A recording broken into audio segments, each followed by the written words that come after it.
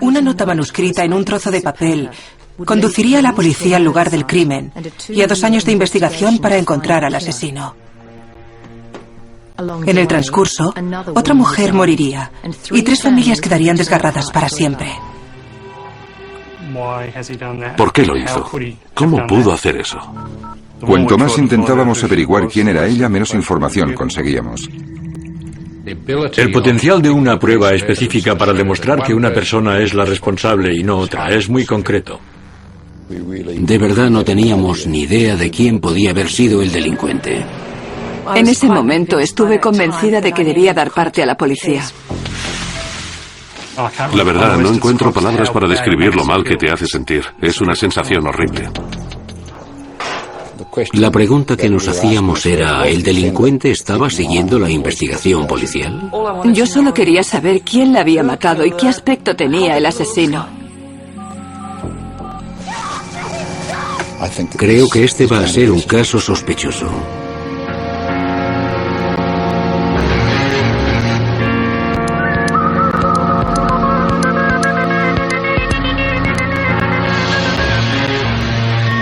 Crímenes imperfectos. Investigadores forenses. Las primeras semanas de abril de 1999 fueron muy agitadas para la policía de Adelaida. Tenía lugar una de las carreras de coches más importantes y miles de personas de toda Australia inundaban la capital. Cuando la multitud se empezó a reducir, 2 policías desearon que su turno fuera un poco más rutinario, pero no sería así. Los agentes de patrulla hallaron una nota en el parabrisas. Y esa nota decía que fueran a la antigua comisaría de Payneham, donde tal vez encontrarían el cuerpo de una mujer, y que no era una broma. Fueron allí de inmediato, y entre unos arbustos encontraron realmente el cuerpo de una joven. Parecía que el cuerpo llevara allí un tiempo, porque estaba en avanzado estado de descomposición. Esta noche ha aparecido un cadáver en la antigua comisaría de policía que había pasado días sin advertir. El triste descubrimiento tuvo lugar antes de las 11 de anoche. El cuerpo muy descompuesto de una mujer estaba parcialmente cubierto por arbustos en el jardín delantero de la antigua comisaría. La policía dice que fue asesinada. Por el estado de la ropa, le habían bajado los vaqueros y quitado las bragas. Había un claro indicio de un abuso sexual cometido antes de su muerte.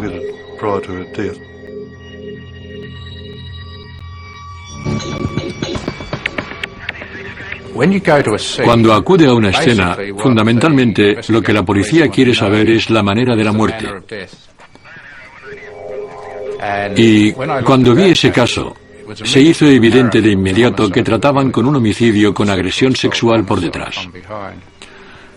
Y el motivo de que diga eso es que la ropa de la parte superior del cuerpo que seguía en él había sido enroscada al cuello, indicando que la causa de la muerte era la estrangulación con su propia ropa.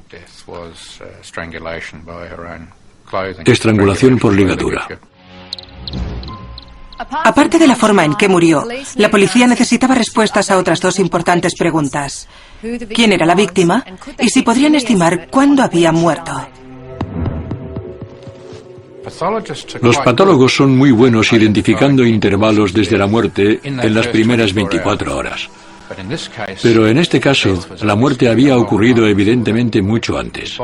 El cuerpo estaba muy infestado por la actividad de varios insectos. Así que me di cuenta de que no podía ayudarles. Sabía que era importante, pero no podría ayudarles. Así que les pedí que llamaran a un entomólogo a la escena. Establecer la hora de la muerte es fundamental. Y en esta ocasión concreta había gusanos en el cuerpo, que es la parte un poco horrenda de cualquier investigación de asesinato. Pero desde un punto de vista científico y forense, los gusanos pueden determinar con bastante exactitud la hora de la muerte. Cuando vi los gusanos que había recogido del cuerpo de la víctima y llevado al laboratorio, empecé por identificar primero la especie de moscas que representaban para determinar cuánto tiempo habían estado en el cuerpo de la víctima, basándome en las posibles condiciones de temperatura que los gusanos habían encontrado. Cuanto más calor encuentran los gusanos, más rápido se desarrollan. Así que dependí de las temperaturas del cuerpo, así como las del Instituto de Meteorología, de las condiciones meteorológicas de la zona durante el posible tiempo que el cuerpo había estado tendido allí. Calculé que las moscas habían infestado el cuerpo en algún momento de la mañana del 13 de abril.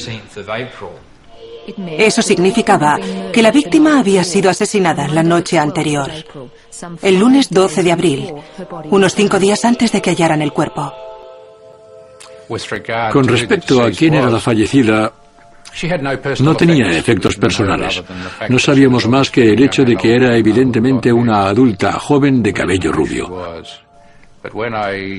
No sabíamos quién era, pero cuando le hice el post-mortem, vi que le faltaban 3 dientes de la mandíbula superior y que tenía varias amalgamas de oro, lo bastante inusuales como para identificar a la fallecida siempre que alguien denunciara su desaparición. La víctima es descrita como de aproximadamente 1,62 m o 5 pies y 4 pulgadas de altura. Tenía el cabello rubio largo hasta el hombro. Había varias denuncias de mujeres desaparecidas con una descripción similar, pero por la edad aproximada y la descripción general, nos redujimos a la de una mujer llamada Maya Jakic. Aparte de su edad, altura y color de pelo, el informe de desaparición indicaba que la mujer de 30 años vivía cerca de la escena del crimen. Y lo más importante, que llevaba una prótesis para ocultar que le faltaban 3 dientes. Los expertos examinaron su historial dental y pudieron decir que se trataba efectivamente de Maya Jakic. Pero Maya llevaba desaparecida desde el 6 de abril. 6 días antes de cuando el entomólogo creía que la habían asesinado. Entonces, ¿dónde había estado? Era importante intentar rastrear sus movimientos. ¿Dónde había estado Maya la semana anterior? ¿Con quién se había relacionado? Porque cualquiera de esas personas podían ser sospechosas, podía proporcionar un motivo para el asesinato. Lo que a los policías aún les quedaba por saber era que la misma noche que fue estrangulada, el asesino había contactado con ellos. Sí, parece haber un cuerpo de alguna clase entre los arbustos. No estoy muy seguro, no me he acercado. ¿Desde dónde llama? Cuando el cadáver descompuesto de una joven fue hallado oculto entre unos arbustos, la manera de la muerte estuvo clara. La habían agredido sexualmente y luego estrangulado hasta matarla con su propia ropa. Pero su identificación solo fue posible gracias a los 3 dientes que le faltaban. Acababa de hacer la cena y de poner la comida en la mesa. Estábamos viendo las noticias y lo que vi me causó una impresión enorme.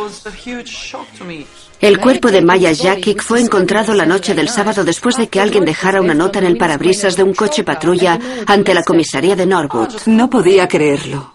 Casi me muero de la impresión, porque había hablado con su madre unos días antes. La buscamos. Su madre pasaba 2 veces al día delante del lugar donde estaba su cuerpo cubierto de ramas, sin saber que el cadáver de su hija estaba tendido en el suelo. Según el entomólogo forense, el cuerpo de Maya había estado tendido allí durante 5 días. Su madre, sin embargo, había denunciado su desaparición 6 días antes de aquello. De modo que para los detectives era esencial reconstruir sus últimos movimientos. Poco después de haber identificado a la víctima, seguimos la investigación, intentando obtener cualquier información sobre Maya Jakic. Sus antecedentes, quien la conocía, fue muy difícil porque cuanto más intentábamos averiguar, menos información conseguíamos.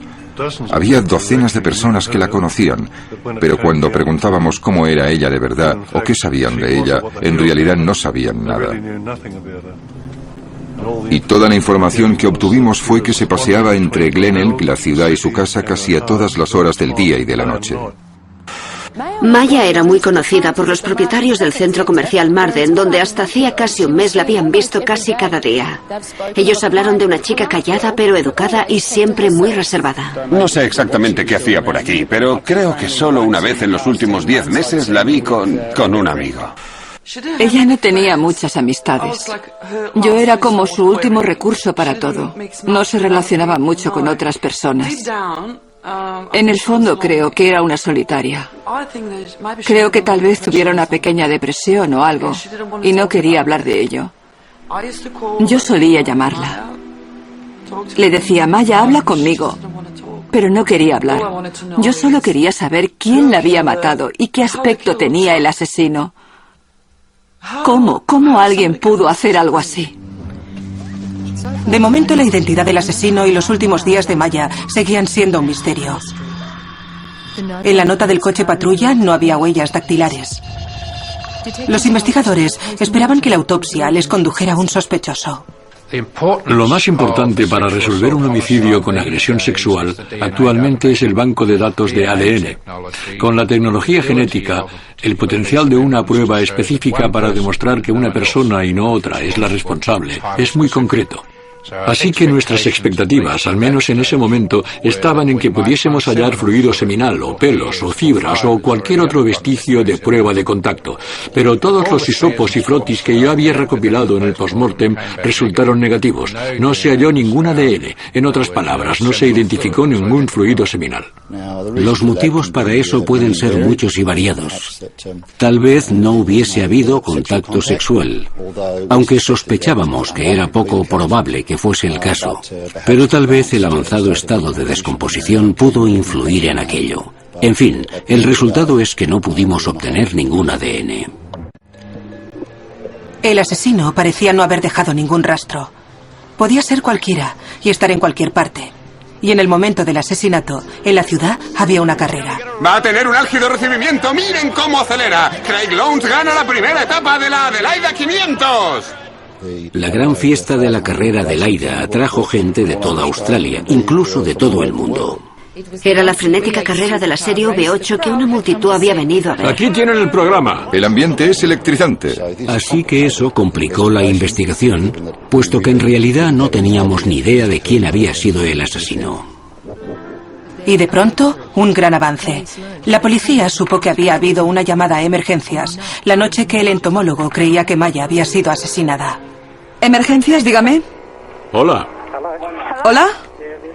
Sí, hay alguien merodeando por la antigua comisaría de Payneham. Parece que intentan forzar la entrada, creo.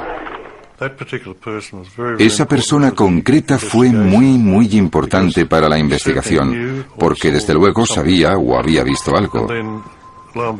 Y poco tiempo después nos informaron de que hubo otra llamada a emergencias para pedir una ambulancia.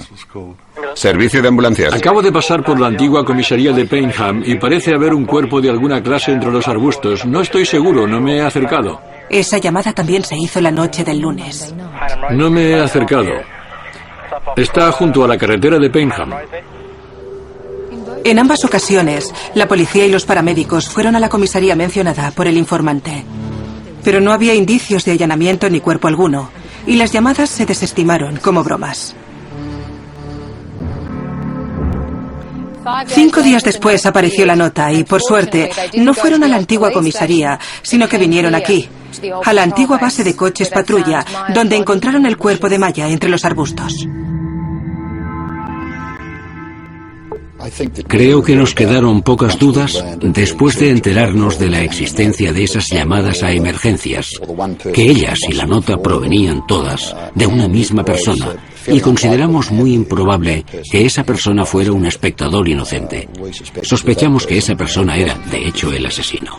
De acuerdo, bien. ¿Cómo se llama usted? No se lo diré. Porque pudimos rastrear las dos llamadas. La primera se había hecho desde una cabina, muy cerca de donde el cuerpo de Maya se había encontrado. La otra se había hecho desde una cabina cercana al Hospital Royal Adelaida. ¿Desde dónde nos llama? De una cabina. ¿De Adelaida? Sí. ¿Del Royal Adelaida? Sí. ¿Y entonces cómo sabe lo que está pasando en Payneham? Los acabo de ver. Había un cuerpo allí hará una media hora. De acuerdo. ¿Y no se paró a ver lo que estaba pasando? No. No, de acuerdo. Lo investigaremos. ¿Cómo se llama? No se lo diré. ¿Qué ha dicho? Les veré de todos modos. La pregunta que nos hacíamos era, ¿el delincuente estaba siguiendo la investigación policial? ¿Estaba esperando y observando a la policía? Maya Jakic, de 30 años, había muerto estrangulada. Su cuerpo se había dejado entre unos arbustos, ante una antigua base de coches patrulla. El homicida había hecho 2 llamadas a la policía la noche que la había asesinado, y la policía creía que esa misma persona había dejado una nota en su coche patrulla. Pero aunque había dejado esa nota, no había dejado ninguna pista para identificarle, salvo su voz. Acabo de pasar por la antigua comisaría de Paynham y parece haber un cuerpo. Teníamos que intentar hacer pública esa llamada a emergencias.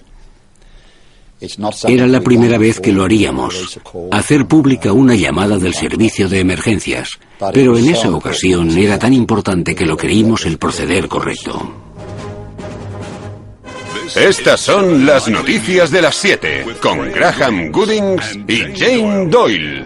Hoy la cinta que la policía cree que ayudará a atrapar a un asesino. La policía les pide que vean y escuchen nuestra primera historia con mucha atención. Vamos a mostrarles una nota enviada a la policía y a hacerles oír una cinta de audio. Cualquiera de estas cosas puede llevar hasta el asesino de Maya Jakic, cuyo cuerpo fue hallado en Paynham el mes pasado. ¿Hola? Sí, algo está pasando en la antigua comisaría de Paynham.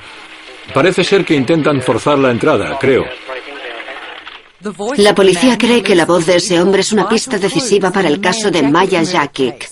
Los investigadores del crimen han dado un paso inédito al hacer públicas las grabaciones y la nota en un desesperado intento por obtener la ayuda ciudadana. Desde luego esperamos que tal vez alguien reconozca la voz. Se pide a cualquiera que tenga información que llame a Prevención de Delitos de Banca Australia del Sur al 1-800-333-000. Se recibieron cientos de llamadas, pero ninguna pista consistente. Tuvimos cientos de llamadas respecto a los 2 temas. Gente diciendo que el informante era alguien con quien había ido a la universidad, el vecino de al lado, etc. Cantidad de motivos por los que pensaban que el de la voz era uno y el autor del crimen otro, pero por desgracia no llegamos a nada. 2 semanas después, lo volvieron a intentar. Prácticamente sin más pistas, la policía ha vuelto a apelar al misterioso informante para que la llame y diga lo que sabe. Incluso una recompensa de $100.000 no sirvió para nada. Por desgracia, algunas investigaciones llegan a un momento en que ya se han seguido todas las líneas de investigación posibles y cada una de ellas lleva a un punto muerto. El caso siguió abierto, pero fue perdiendo prioridad. 2 años después del asesinato de Maya, el equipo de investigación se ocupaba de otro misterio: la desaparición de Megumi Suzuki, de 18 años.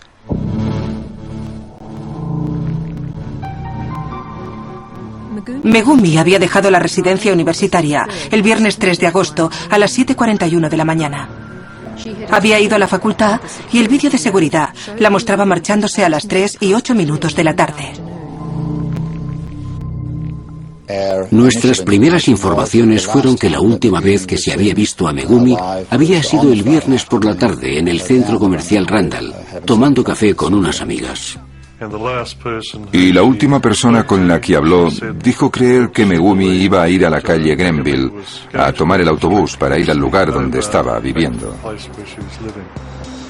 Pero resultó que Megumi nunca llegó a su casa la noche de aquel viernes. Telefoné a su residencia y pregunté si podían ver si estaba allí. Dijeron que no estaba en su habitación y que no se había tocado nada. La cama estaba intacta y también había sido el fin de semana del censo, no sé si lo recuerda, cuando se contó a todo el mundo, y el formulario del censo seguía allí desde el viernes por la noche. Aquello me empezó a preocupar. Y entonces envié un email a sus padres. Su madre dijo que ella nunca iba a ningún sitio sin su osito de peluche. Y entonces supe que algo iba muy mal. Llamé a su novio, su exnovio, para saber si sabía algo de ella, y dijo que no, y que también estaba preocupado por ella, porque no era normal que no tuviera noticias suyas. En ese momento estuve convencida de que debía dar parte a la policía, y fue lo primero que hice el jueves por la mañana. Megumi Suzuki fue vista por última vez por una amiga en una parada de autobús. La policía ha empezado a distribuir carteles de persona desaparecida a las puertas del centro Mayer a última hora de esta tarde. Por ese entonces, en realidad no sabíamos si teníamos una investigación de homicidio o solo una persona desaparecida. Con carteles, publicidad y llamamientos en plena marcha, un hombre telefoneó dando un indicio decisivo. Era un operario de limpieza en el recorrido del autobús que Megumi tomaba cada tarde. y en unos arbustos cercanos había hallado su mochila. Encontramos su carné de estudiante con su foto. También había muchos libros con su nombre y muchos de sus efectos personales. Creo que el hallazgo de sus libros de texto fue el primer paso para decir, creo que este va a ser un caso sospechoso. Despertó nuestra preocupación de que Megumi pudiera haber sido víctima de un delito. SES y Policía Montada registraron los matorrales. Un helicóptero de la policía también intervino.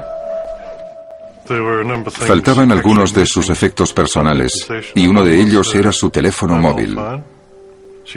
Ella también tenía un reproductor de CDs portátil que siempre llevaba consigo y que también faltaba. Pero lo que sí encontraron fue su tarjeta de crédito y una tarjeta de autobús, y esas dos cosas las situaron en un lugar. Una gasolinera BP que estaba en dirección opuesta a su casa. Eso hizo que los investigadores nos preguntásemos, pero bueno, ¿por qué habrá ido allí? ¿A quién podría haber visto allí y en qué ayudaría esa información a nuestra investigación? El empleado de la gasolinera pudo ver en su registro exactamente a qué hora había estado y qué había adquirido allí. Había comprado una tarjeta SIM para su móvil. Eso nos llevó a investigar su teléfono. Entonces pudimos comprobar el registro de sus llamadas. Megumi hizo 12 llamadas esa noche. La última, un mensaje de texto enviado a su exnovio, que vivía a un tiro de piedra de la gasolinera. Resultaba evidente ahora cuál era el motivo de que Megumi estuviera en ese sitio concreto a esa hora. Había ido a ver a su exnovio. El último lugar donde se había visto a Megumi Suzuki, de 18 años, era la gasolinera BP, donde había comprado una tarjeta de teléfono. El registro indicaba que su última llamada había sido un mensaje de texto a su exnovio.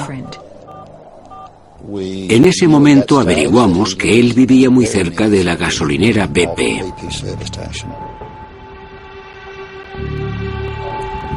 Nos pusimos en contacto con él y aquella noche había estado con unos amigos en otro lugar, creo que en una exposición fotográfica. Fue muy colaborador con nuestra investigación. Estaba consternado e hizo cuanto pudo por ayudar a la policía a intentar localizar a Megumi.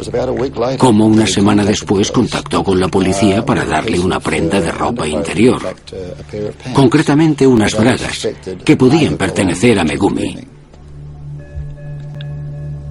Así que era importante determinar y confirmar si eran de Megumi. En su habitación de la residencia estudiantil, los investigadores hallaron ropa interior de estilos similares. El factor distintivo que destacaba era que toda su ropa interior, o la mayor parte de ella, eran conjuntos combinados. El sostén que hacía conjunto con aquellas bragas no fue hallado.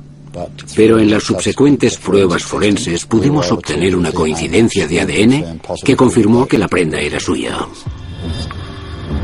Fue una señal preocupante, más aún porque sus bragas habían salido de la nada, como la nota en el coche patrulla.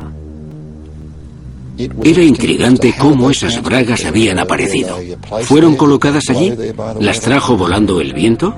Pero sin ninguna evidencia real de que Megumi hubiera sido víctima de un delito. Lo único que la policía podía hacer era continuar pidiendo ayuda ciudadana. La policía tendrá como objetivo los clubes nocturnos de la ciudad como parte de la búsqueda de la estudiante japonesa desaparecida Megumi Suzuki. La policía distribuirá carteles en los clubes de baile y karaoke de la ciudad de los que Megumi era cliente. Aunque abrigamos grandes temores, estimamos que aún hay una pizca de esperanza. Seguiremos trabajando en base a eso. Los padres de Megumi han venido desde Tokio y han hecho una declaración agradeciendo a la policía y pidiendo colaboración para ayudar a dar con su hija. Queremos muchísimo a nuestra hija y rezamos para que en las próximas horas haya alguna noticia positiva. Y al parecer, sus ruegos tuvieron respuesta.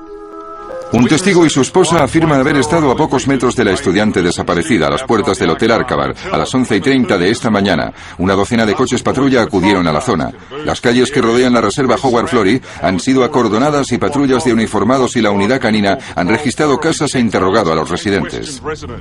En esta ocasión, la persona que la vio es alguien que conocía a Megumi y relacionada con dónde se alojaba. Yo mismo hablé con él y también otros inspectores. Nos dijo que estaba convencido de que la persona que había visto era Megumi. Y como consecuencia de eso pensamos, bueno, está viva. Me alegro mucho que la hayan visto porque no está muerta y es lo que importa. Son buenas noticias. Me alegro por sus padres, que sepan que está sana y salva. No quisiera estar en su piel. Los padres de la adolescente desaparecida Megumi Suzuki han hecho un conmovedor llamamiento a su hija para que contacte con la policía.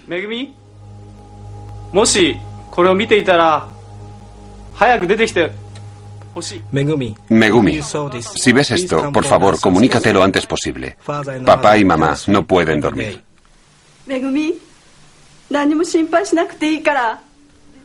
No te preocupes por nada. Comunícate lo antes posible. Papá y mamá te protegerán de ahora en adelante. Por favor, llámanos. Pero Megumi nunca llamó. Y no se la volvió a ver. En aquel momento pensamos que podía seguir viva, pero luego la esperanza se hizo trizas. Para nosotros fue una caída en picado. Podemos imaginar el torbellino emocional que sufrieron sus padres en aquel momento concreto. 2 meses después de que Megumi desapareciera, su foto fue publicada en un sitio web que la policía acababa de poner en marcha. Y en el mismo sitio web informábamos del asesinato sin resolver de Maya Jakic. La policía también está haciendo un nuevo intento de resolver el asesinato de Maya Jakic, de 30 años, cuyo cuerpo fue hallado hace más de 2 años. Los investigadores han recurrido a Internet con la esperanza de identificar al hombre que hizo 2 llamadas de emergencia la noche del asesinato. Sí, acabo de pasar por la antigua comisaría de Paynham y parece haber un cuerpo de alguna clase entre los arbustos. La gente podía conectarse a Internet y escuchar esa llamada desde cualquier lugar de Australia o incluso del mundo entero. Pensamos que esa emisión más amplia sería tan innovadora como decisiva en la consecución de ese avance que buscábamos. La estrategia daría resultado. La policía estaba a punto de averiguar la tan buscada identidad del informante y el asesino de Maya. La habré escuchado media docena de veces. Cerraba los ojos y la escuchaba. Y era como ver a Mark hablándome. La policía sabía que el asesino de Maya Jakic era posiblemente la misma persona que había hecho 2 llamadas anónimas a emergencias la noche que había sido asesinada. Pero era él el que les había eludido. Eso hasta que su voz se introdujo en Internet.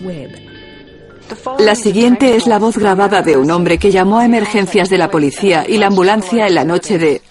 ¿Y una persona en particular oyó su voz? De 1999. La policía pide su ayuda para identificar al asesino a quien llamó. Me conecté, encontré la grabación y la escuché una vez y otra y otra. La escuché como media docena de veces. Cerraba los ojos y la escuchaba. Sí, acabo de pasar por la antigua comisaría de Paynham y parece haber un cuerpo. Y estaba un 90% seguro de que era mi hermano. Tal vez Mark estuviera implicado en el crimen, pero no parecía algo propio de Mark. Nunca había sido violento, que yo supiera. Así que escuché la grabación otra vez y recuerdo que me alejé hasta el pasillo y cerré los ojos para situarme a cierta distancia de la voz. No lo sé, no puedo distinguirle. Veo luces de linternas por todo el lugar. ¿Dentro o fuera? Dentro y alrededor del lugar. Y pude ver a Mark hablándome cuando escuché esa voz. Así que decidí que tenía que llamar a prevención de delitos. Y si me equivoco, me equivoco. No hago ningún daño. Pero si no, si tengo razón, bueno, tienen que saberlo. Stephen Rust dijo que había estado fuera algunos años y acababa de regresar.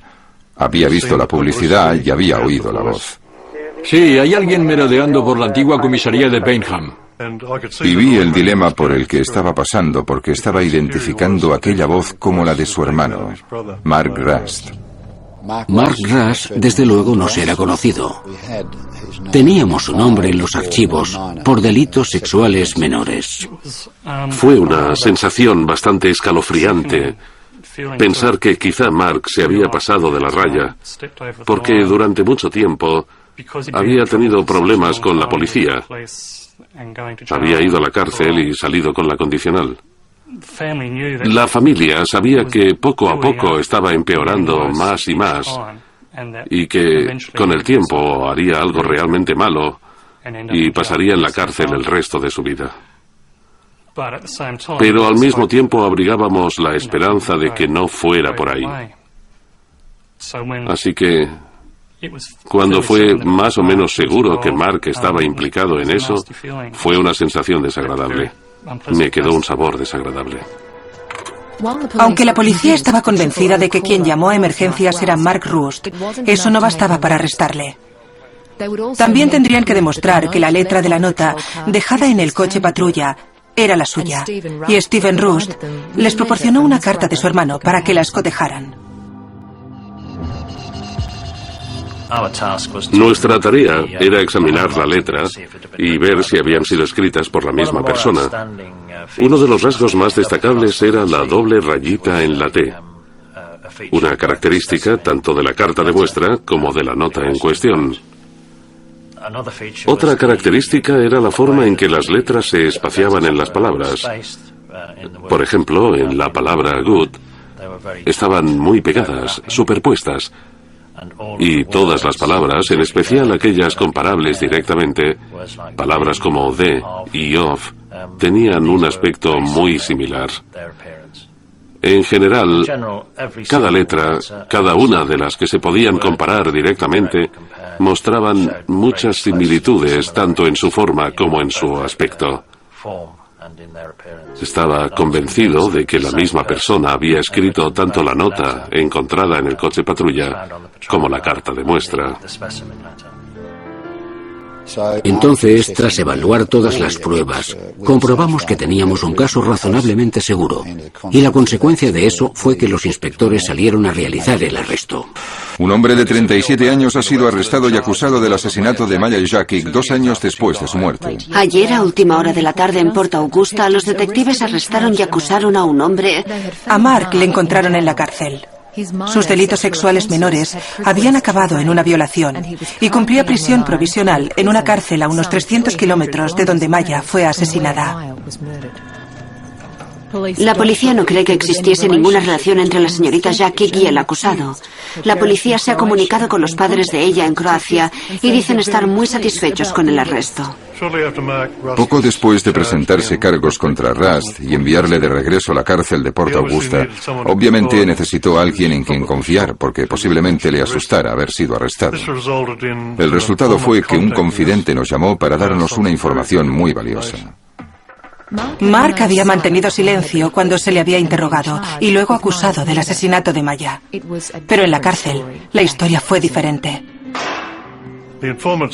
El confidente nos informó de que Mark le había dicho haber visto una chica alta y rubia caminando por la avenida Paynham. ¿Y qué tal si follamos?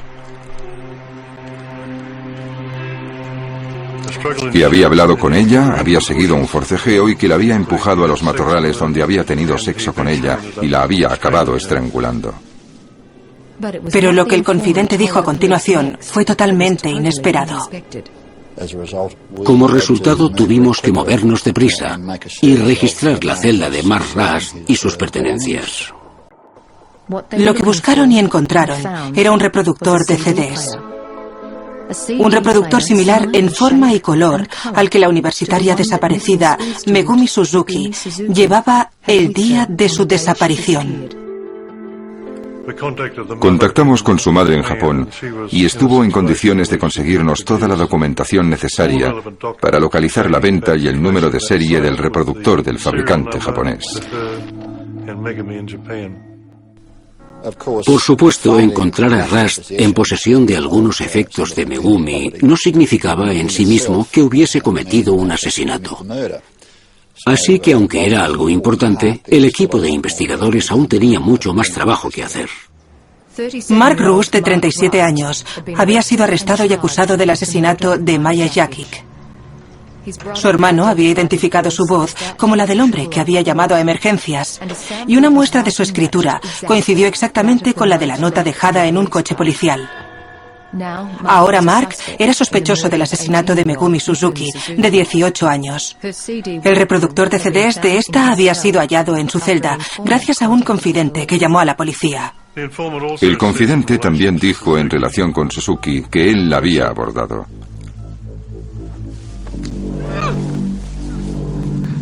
Había tenido sexo con ella y que le había dicho: hagas lo que hagas, no me mires. Ella le miró, vio su cara y como resultado él intentó estrangularla. Pero acabó matándola golpeándole la cabeza con una piedra.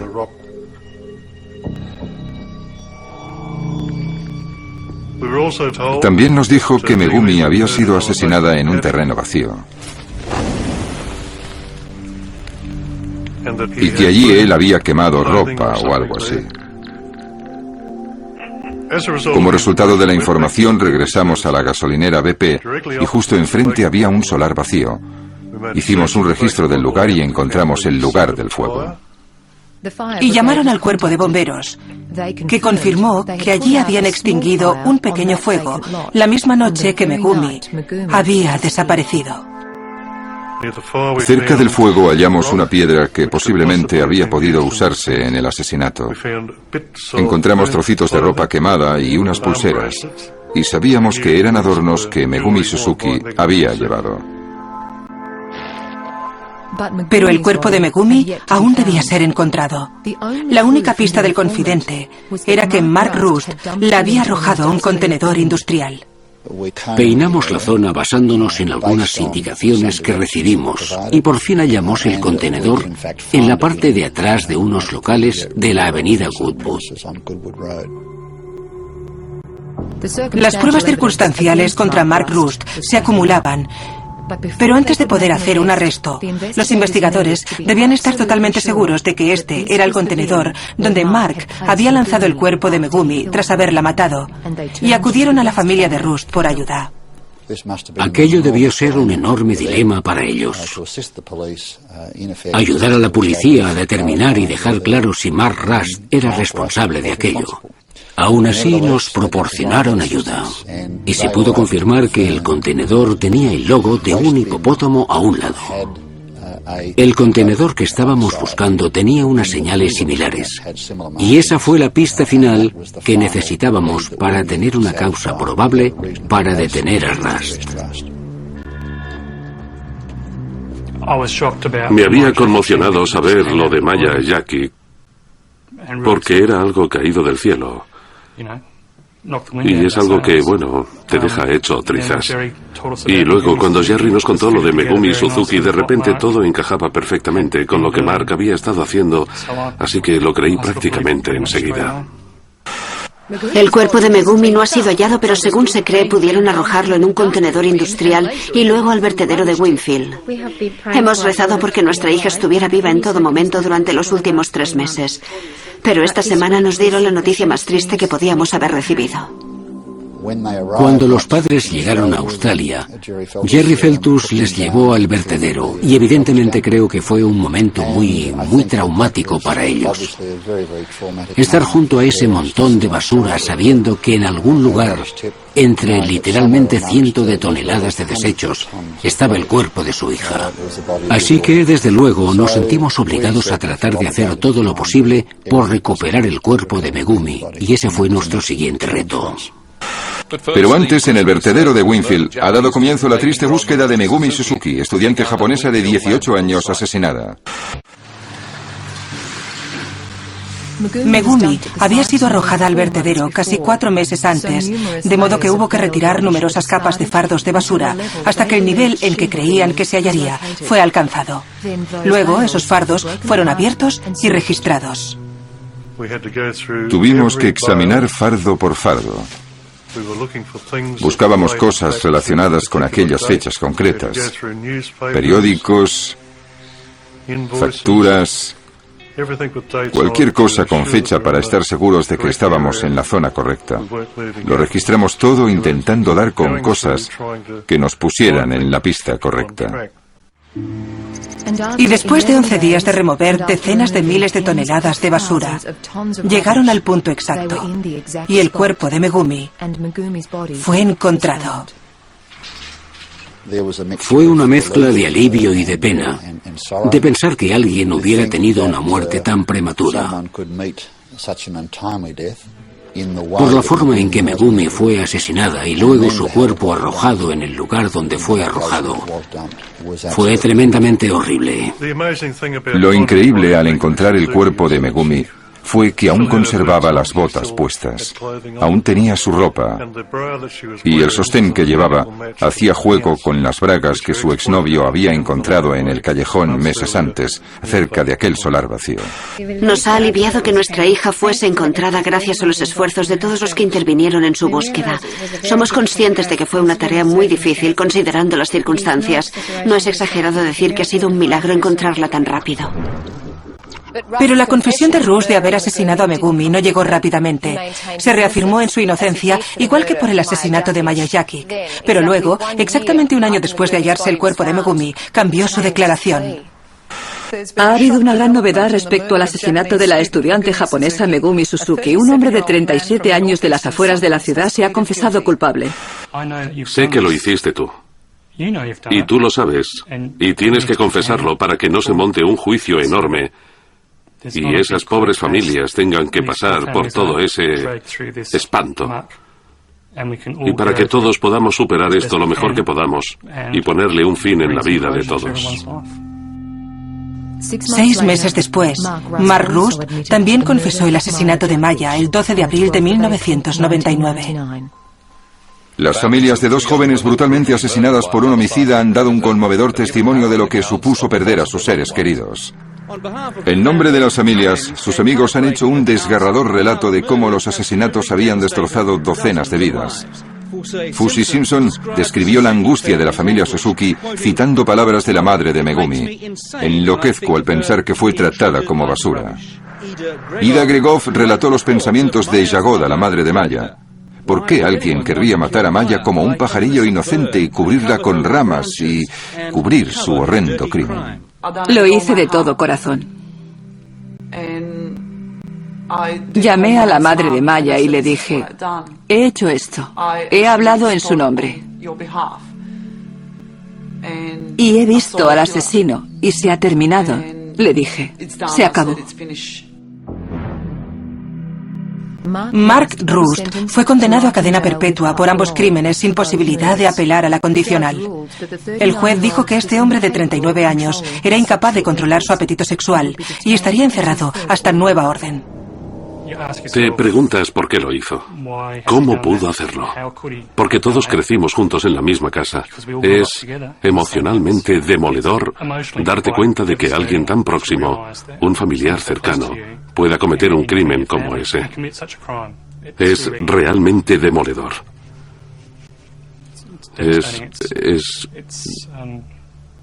No sé, la verdad, no encuentro palabras para describir lo mal que te hace sentir. Es una sensación horrible. La familia Suzuki continúa muy angustiada. Y se sienten así porque tenían muchas esperanzas de recuperar viva a su hija. La madre de Maya llevó el cuerpo de su hija a Croacia y visita su tumba cada día. Ambas perdimos a una persona muy, muy especial, a una hija encantadora y a la amiga más maravillosa que he tenido. Por fin puede descansar en paz.